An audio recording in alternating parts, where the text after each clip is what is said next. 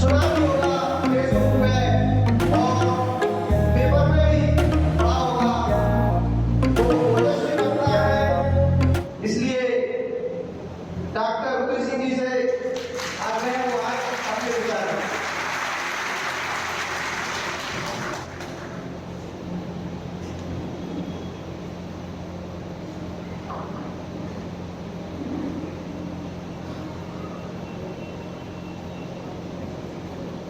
जय भीम। बस जय भीम। जय भीम। तो जय जय जय जय जय भीम। जय जय जय भीम। तो जय जय जय जय जय भीम। जय भीम, जय भीम, जय काशी जय भीम। जय काशी जय भीम, जय फूले जय भीम। जय फूले जय भीम, जय मंडल जय भीम। जय फूले जय भीम। जय फूले जय भीम। फूले भाई सम्मानित मंच, सबसे पहले बहुजन समाज में जन्मे जितने भी महापुरुष मेरा नमन।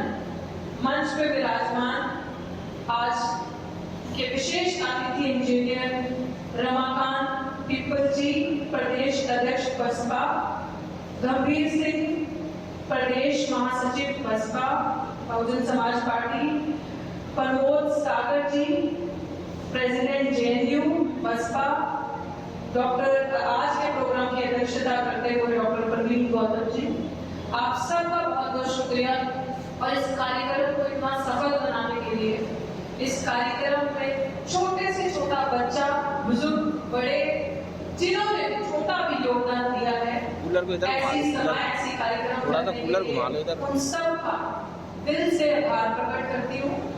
और सबसे ज्यादा शुक्रगुजार हूँ ये जो महिलाएं यहाँ बैठी हैं। सुनीता जी से शुरुआत करती हूँ, उनके सभी साथी, माफी चाहती हूँ आपका नाम नहीं जानती, लेकिन हाँ एक महिला तो बिल्कुल नहीं भूल सकती महिलाओं का शुक्रिया अदा करना। और उसके साथ एक और इम्पोर्टेंट बात कहना, क्या संडे है? संडे है? यस। आज संडे। और यहाँ जितने भी लोग बैठे हैं, मुझे लग रहा है आधे से ज्यादा परिवार वाले हैं, बुजुर्ग हैं तो बीवी भी होगी, युवा हैं तो डेफिनेटली माँ, बच्चे सब होंगे। और बोलना चाहिए कि परिवार में अपने, और मुझे लगता है कि ये चीज बोलनी चाहिए, क्योंकि ये सवाल नहीं है कि नेता आया, भाषण दिया और चला गया, बस बोर हो गया उस सिस्टम से कि नेता आएगा, भाषण देगा, चला जाएगा। नहीं, ऐसा नहीं। मुझे ऐसा लग रहा है कि अगर संडे, पीछे भी कुछ महिलाएं बैठी, मुझे अब नजर आई, एक एतवार का दिन ऐसा दिन होता है कि हमें कहीं घूमने जाना हो ना, तो यूं हमारे प्लान बनते हैं। सबसे सुंदर कपड़े हम पहनते हैं, कहीं घूमने जाना, कोई किला, यहाँ किले बहुत है ना, कोई किला, कोई फोर्ट देखना हो या कहीं घूमने जाना हो। बट इस वक्त जब ये इमरजेंसी का दौर आप सबके लिए, हमारे लिए है, और जिस अम्बेडकर को हम पढ़ते हैं और जिस अम्बेडकर की वजह से हम यहाँ कुर्सियों पे बैठने के लायक हुए हैं, ये मेरे हाथ में माइक है, उसने सबसे ज्यादा प्राथमिकता अगर किसी को दी तो वो महिलाओं को दी। चाहे वो महिलाओं की शिक्षा करने की, चाहे वो बाबा साहिब ने, माता रामाबाई को अपने साथ रखने की हर बात, हर जगह पे, चाहे बड़ी बड़ी कॉन्फ्रेंस बाहर विदेशों में करी हो महिलाओं के लिए, या वुमेन राइट्स के लिए, वुमेन एजुकेशन के लिए, वुमेन के जो लेबर राइट्स है उनके लिए, तो हर जगह उन्होंने महिलाओं को आगे रखा, क्योंकि बहुत पिछड़ गई थी, या साथ रखा। तो एक हम्बल रिक्वेस्ट है आपकी बेटी होने के नाते, जब महिलाएं आपको आखिरी लाइन में बैठी दिखें तो हमारा फर्ज बनता है कि हम उन्हें अपने से पहली लाइन में बिठाएं। और जब ऐसे कार्यक्रम हो, हमेशा जब घर से बाहर निकले तो ये देखें कि एक दिन चूल्हा चौका हम साथ मिलकर कर लेंगे, दो रोटियां साथ मिलकर बना लेंगे, कपड़े शाम को साथ मिलकर बोलेंगे, चलो आज समाज का कार्यक्रम है, हमें जाना है एक साथ। और हमें गर्व महसूस होना चाहिए उस पार्टी पे भी, जब इंसान दुनिया से चला जाता है तब हम कहते हैं बहुत अच्छा था।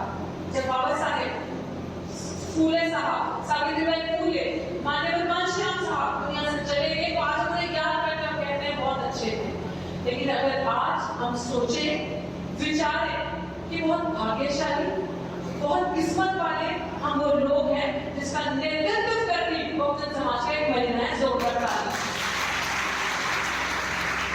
अगर हम ये ड्यूटी समझे तो हमारी एक ही विचारधारा होनी चाहिए। मुझे नहीं पता कि कितना सही है इस जगह में ये बात करना, लेकिन मैं करूं। जब लोग झूठ का प्रचार टीवी मीडिया के सहारे प्रधानमंत्री की कुर्सी पे बैठे बड़े बड़े पदों पे बैठे करते हैं, क्योंकि आज के दौर में सोशल मीडिया पे जो दिखता है वो दिखता है, तो मैं आप सबको यही कहना चाहूंगी कि जो आज इमरजेंसी का दौर लागू है हमारे साथ, चाहे वो कांग्रेस है, चाहे वो भाजपा है, चाहे उन दोनों का पैदा किया हुआ बच्चा आम आदमी पार्टी है, सबने इस देश के मुद्दों को, जनता को और खासकर SC/ST के मुद्दों को, लोगों को सिर्फ चुनावी महीनों तक ही सीमित रखा है। हम जय-भीम के नारे लगाते रहे और उन्होंने हमारे संविधान को, जो हमारी आइडेंटिटी है, जय भीम, डॉक्टर अम्बेडकर जिसको हम जय भीम कहते हैं, कि जो सदियों तक इस तरीके ऐसे ही रहेगा, उसको प्रोडक्ट बना के, बेच के, मार्केटिंग करके, वोट लेकर आज दूसरे नंबर की पार्टी बन गई भारत। और हम कहाँ हैं? इस महफिल में मुझे लग रहा है हम में से, मैं किसी में शक नहीं करती, लेकिन एक मैं सोच विचार करने का आपको एक सवाल लेके जा रही हूँ कि जब आज आप देख आपके पहले क्या था और आज क्या दौर है, कि जब आपने अपनी पार्टी को कमजोर किया तो आपके साथ क्या हो रहा है? किया कि नहीं किया? हमने गद्दारी करी कि नहीं करी? मैं तो कहती हूँ हमने करी। उत्तर प्रदेश में, चंडीगढ़, पंजाब, जहां पे भी अभी रिसेंट चुनाव हुए, हमने क्या करा? आज कांग्रेस जिसने 70 सालों में आपको कुछ नहीं दिया, जिसने 70 सालों में हमारी स्थिति, हमारे रिजर्वेशन को बदनाम किया, आपसे हर चीज छीनी, आपकी रिटायरमेंट की एज को 62 से 60 किया, आपके इंस्टीट्यूशंस को, जहां आपके बच्चे पढ़ने जाएंगे विश्वविद्यालयों में, यूनिवर्सिटी में, सबको प्राइवेट किया। कांग्रेस ऐसी सरकार थी जिसने पूंजीपतियों को अंदर लाया और सारा सिस्टम हाईजैक किया। वो धीरे धीरे आपको जहर पिलाती थी, आपको एहसास नहीं होता था मौत का कि हम मर रहे हैं। लेकिन वही चीजें, उन्हीं चीजों पे कांग्रेस को बदनाम करते हुए, उसकी पोल पट्टी खोलते हुए, जब भाजपा बीजेपी पावर में आई तो उसने एक झटके से मारा कि नहीं मारा? वही पॉलिसीज एक झटके में भाजपा ने लागू करी, मारा कि नहीं मारा? शिक्षा को महंगा किया, पढ़ा सकते हो। आज जो पढ़ाई डॉक्टर मितुल ने बड़ी कम 4,000 5,000 इतना ही देकर प्रमोट किया, 4,000 5,000 रुपए में साल के इतनी फीस देकर पढ़ ली हमने, शिक्षा ग्रहण कर ली, हायर एजुकेशन, वो आपके बच्चे नहीं कर सकते, क्योंकि शिक्षा इतनी महंगी होती है कि आप लोगों के पास या हमारी आने वाली पीढ़ियों के पास इतने पैसे नहीं होंगे कि 3 महीने की 6-6 लाख, 6 महीने की 3-3 लाख फीस देने के हमारे पास पैसे नहीं है। आपके हर जगह रास्ते बंद किए जा रहे हैं। ये वक्त सही कहा जी, इमरजेंसी का दौर है। हम लोग गोरी चमड़ी देख के, सफेद कुर्ते देख के, उन लोगों को देख के कि जो एक मोची, अभी मैं सोशल मीडिया में फोटो वायरल हो रही है, एक मोची की दुकान के पास बैठ के विपक्ष का बड़ा नेता जूता बनवा रहा है और लोग लाइक पे लाइक कर रहे हैं, व्यू पे व्यू, मिलियंस व्यू, है ना? लोगों को लग रहा है कि भाई हमारा तो भगवान मिल गया। अब दलित आदिवासी बहुजन को कोई रहबर है, नहीं रहबर है हमारा, हम सबको ये लग रहा है। अगर रहबर था तो 70 साल में क्यों दिया? अगर रहबर है जो पैक हो रहा है हमारे, तो 10 साल में क्यों नहीं दिया? अब दोबारा तीसरी बारी आगे आपके पास सिर्फ, मैं बार-बार कहती हूँ ये चीजें, आपने मेरी स्पीच में भी सुनी होगी कि गांधी परिवार के पीछे कांग्रेस है, बीजेपी के पीछे RSS है। हाथ उठा के बताओ आपके पीछे कौन? बहुजनों, दलितों, हाथ उठा के बताओ कौन है आपके पीछे? हाँ? आपके पीछे विचारधारा, उसी विचारधारा को हम जुटलाते हैं जब हमारा इंसान मेहनत करके खड़ा होता है कुर्सी पे, सीट पे, और हम वोट उसको नहीं देते, गद्दार को देते हैं, और हमें ये उम्मीद करते हैं कि हमारे रिजर्वेशन के लिए लड़ेगा। जब आपातकालीन स्थिति आएगी, इमरजेंसी का दौर लागू होगा, आज हमारा रिजर्वेशन, आज एक ढांचा रहेगा संविधान का,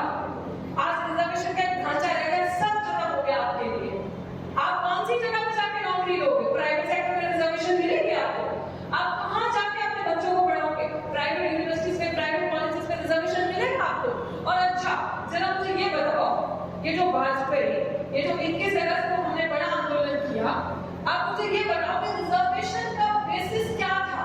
क्यों दिया था बाबा साहब भीमराव अम्बेडकर ने रिजर्वेशन? क्यों था? क्या गरीबी मिटाने?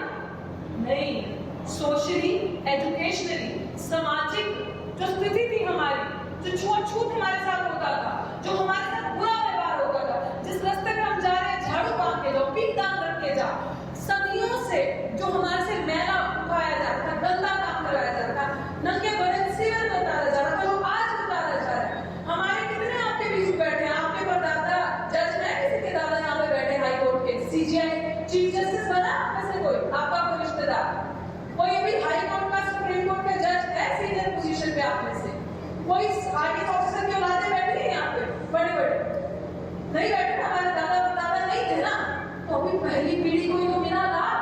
तो पहली पीढ़ी में से ही अगर आप तोप बन के आने लगे, आप मुकाबला करने लगे, हम जैसे बच्चे सवाल करने लगे, तो ये हमारा मुंह काटने लगे। काटा भी नहीं काटा। अब मुझे नहीं पता कितना आप इस कॉन्सेप्ट को समझ पाए या नहीं समझ पाए। द्रोणाचार्य जो आज कहा है यहाँ पे, क्या लिखा है? द्रोणाचार्य परंपरा एससी ओबीसी के लिए वरदान या व्हाटएवर। क्या है द्रोणाचार्य? आज आपके सामने एक लड़के खड़े जिंदा जागता। ये बहुत अच्छा कॉन्सेप्ट आपने लिया, जिसने भी कॉन्सेप्ट डिसाइड किया है। इट इज नॉट समथिंग कि हम मनवादी व्यवस्था को प्रमोट कर रहे हैं, ऐसा कुछ भी नहीं है कि ये कॉन्सेप्ट है कि आप क्या मनवादी। अरे उन्होंने आपका कॉन्सेप्ट चुरा के, कॉन्सेप्ट क्या, आपकी विचारधारा, आपकी मूलभूत चीजें चुरा के संसद में मजबूर हो गए जैविक जैविक जैविक करने पे। नेता शपथ ले रहे हैं और आपने सड़कों पे आंदोलन जीवित रखा, वो जैविक कहने में मजबूर हो गए और आप इनकी पोलपट्टी भी ना खोलो। जब आपके बच्चे, जैसे मेरे साथी प्रमोद ने कहा कि आपके बच्चे रिटर्न में अव्वल दर्जे के नंबर लाते हैं और जब इंटरव्यू होता है तो आपको 0, 2, 3 इतने खड़िया मार्क्स देंगे कि आपको ऊपर की टॉप पोजीशंस ना मिले। ध्यान से सुनिएगा प्लीज मेरी बात, कोई भी अभी इधर उधर मत देखिएगा, ये बात आपके जहन में डालने वाली है। आपके बच्चों को इंटरव्यू में मार्क्स नहीं देते, हम मेहनत करते हैं, हम उनसे ज्यादा जानते हैं, हम ज्यादा पढ़ते हैं, हमें मेहनत करना, क्योंकि हमारे पूर्वजों को कुछ भी मुफ्त में नहीं मिला, सबको मेहनत करके मिला। तो वो चीज जो मैं आपको समझा रही हूँ कि जब हम जैसे बच्चे पढ़ लिख के वहां जाते हैं और सवाल करते हैं मनों को कि हम जिस व्यवस्था को चैलेंज करते हैं, तो डॉक्टरेटों के साथ क्या हुआ मुझे नहीं पता, मेरी कहानी कितने लोग जानते हैं, लेकिन डॉक्टरेटों के साथ वही हुआ कि जब पढ़ लिख कर आगे गई, सवाल किया, संघर्ष को सड़कों पे जिंदा रखा, संविधान बचाने की लड़ाई में अपनी उपस्थिति दी। अगर यूनिवर्सिटी के अंदर प्रमोशन का मैटर है, रोस्टर का मैटर, किसी भी ऐसी चीज का मैटर है, तो तकनीक को छोड़कर अपनी लड़ाई लड़ी, तो उन्हें डर लगा कि दलितों की पहली पीढ़ी आ रही है, बोल रही है, अगर उनकी जुबान बंद नहीं करी, अगर एकलव्य का अंगूठा नहीं काटा, तो दूसरे बच्चे सहमेंगे नहीं, डरेंगे नहीं, ऐसे हिम्मत वाले, ताकत वाले होते रहेंगे और उनकी पीढ़ियां हमारा सब कुछ बेच जाएंगी। जो 3000 साल से हमें मुफ्त का खाने की आदत है, 3000 साल से जो पूरा रिजर्वेशन हमने लिया है, पूरा का पूरा रिजर्वेशन किसके पास था? 3000 साल से, उसे कहते हैं वैदिक रिजर्वेशन। इन्हीं को पढ़ने का अधिकार था, लिखने का अधिकार इन लोगों को था, नौकरी प्राप्त करने का अधिकार इनको था, वेद ग्रंथ सब कुछ हमारे पास तो था ही। तो 100% रिजर्वेशन इनके पास था। हम तो आधा रिजर्वेशन 50% में से भी एससी ओबीसी सब बांट के ले रहे हैं, इनके पास तो पूरा का पूरा रिजर्वेशन है। तो हमारी लड़ाई उस हिस्सेदारी की है, उस बिरादरी की है, उस विचारधारा की है। और मैं ये तथ्यों पे कह रही हूँ क्योंकि ये जो पार्टीज आज आप देख रहे हो, जिनको हमारे लोग वोट दे रहे, हमारे ही समाज का दलाल जो उनके बीच में बैठा मस्तक होकर बैठा होगा, वो आपको बरगलाएगा, वो आपको भ्रमित करेगा, वो आपको अपनी पार्टी को कमजोर करने के लिए, आपको अपनी नेता को कमजोर करने के लिए ऊल जुलूल गलत बातें करेगा, चाहे वो कैरेक्टर वाइज हो, चाहे वो उनकी आइडियोलॉजी को, विचारधारा को लेकर हो। ऐसे गद्दारों से, दलालों से, चमचों से बहुत होशियार रहने की हमें जरूरत है। आप सबको ये प्रण लेना चाहिए, याद रखना, इस देश में सिर्फ विचार अगर किसी के पास थे हैं तो डॉक्टर भीमराव अम्बेडकर के पास थे। और हमारा एक ही सबका मुद्दा होना चाहिए कि अगर विचार होंगे तो वे डॉक्टर भीमराव अम्बेडकर के होंगे, हम उन पे चलेंगे। मिशन बनाना है हमें माननीय साहब कांची नाम का, और अगर हमारी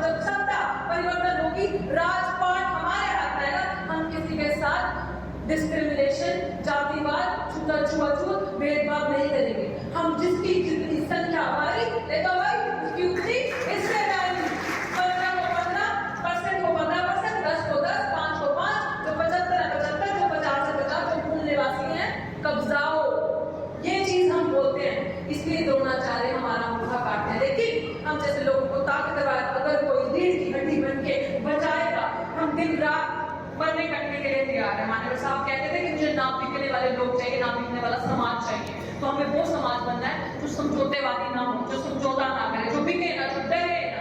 कितनी जेलें बढ़ेगी, कितनी जेलों में डर। उसमें सुनीता जी ने बड़ी खूबसूरत बात की, अंत क्या है?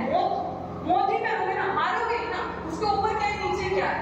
कम से कम हमारा नाम जब इतिहास लिखा जाएगा ना, तो गद्दारों में माफी मांगने वालों में से नहीं आएगा, सर उठा के चलने वालों में से, जीने वालों में से आएगा। तो इसलिए मैं ज्यादा वक्त नहीं लूंगी और मुझे लग रहा है कि मोटी मोटी बात जो मेरा दिल भरा हुआ था, जो मुझे कहनी थी, जो परिस्थितियां हैं। कल भी मैं अभी हरियाणा में थी, वहां पे अपनी पार्टी का प्रचार नहीं कर रही हूँ, मत समझिएगा कि ये तो पार्टी की प्रवक्ता बनती है, पार्टी का प्रचार कर रहे हैं, कि विचारधारा का प्रचार, ये विचारधारा, क्योंकि हम विचारों से बने हुए लोग हैं। हमें जहां अपने विचार दिखेंगे हम वहीं जाएंगे। आंखें बंद करना, मेडिटेशन करना और सोचना किस पार्टी के पास विचार है। और जब आपके अपने अंदर विभाजन, फूट, जातिवाद करने की कोशिश करी, तो कौन नेता सड़कों पर उतर के आपके लिए आया? राहुल गांधी आया, मोदी ने तो समर्थन दे दिया। वो केजरीवाल आया जो लक्ष्मी गणेश की फोटो है रोडों पे लगा रहा है, आया आपके लिए? नहीं, आपका अपना घर चल गया। जब भी आप अपने घर को कमजोर करोगे, ये सरकारें ऐसे ही आप पे वार करेंगी। इसलिए जिसका घर जितना मजबूत होता है, वो उतना घर छोड़ के बाहर चलता है। ये फैसला आपके बीच में छोड़ के जा रही हूँ। अपने बच्चों की, हमारी स्थिति, हमारी इज्जत, सब कुछ आपके हाथ में। और एक एक यहाँ बैठा बाबा साहेब भीमराव अम्बेडकर माननीय साहब का वंशज है, और हमें उनका मिशन, उनकी विचारधारा लेके इसी तरीके से आगे बढ़ते जाना है। पीछे मुड़ के नहीं देखना। बाबा साहब ने कहा था, तो बहुत मुश्किलों से ये कारवा यहाँ तक लेके आना, एक एहसान मेरे पे करना, अगर इसको आगे न ले जाओ तो कम से कम इसको पीछे मत लेके जाना। तो आज के बाद जितने भी लोग यहाँ पे बैठे हैं, जब रविवार हो, जब समाज की इस तरीके की महफिलें हो, स्थिति हो, तो बाबा साहेब के सपने को पूरा करने के लिए अपने घर की महिलाओं को लेकर आओ, ताकि जब वो मेरे से बात करें, हमसे मिले, हमारा हौसला बढ़े, तो वो अंधविश्वास से बाहर आए। तो वो जो प्रथा उन्होंने हमारे लिए ढोंग पखंड रचे हैं, हम उसको फॉलो ना करें, हम डॉक्टर भीमराव अम्बेडकर की विचारधारा पे चलो। बहुत शुक्रिया।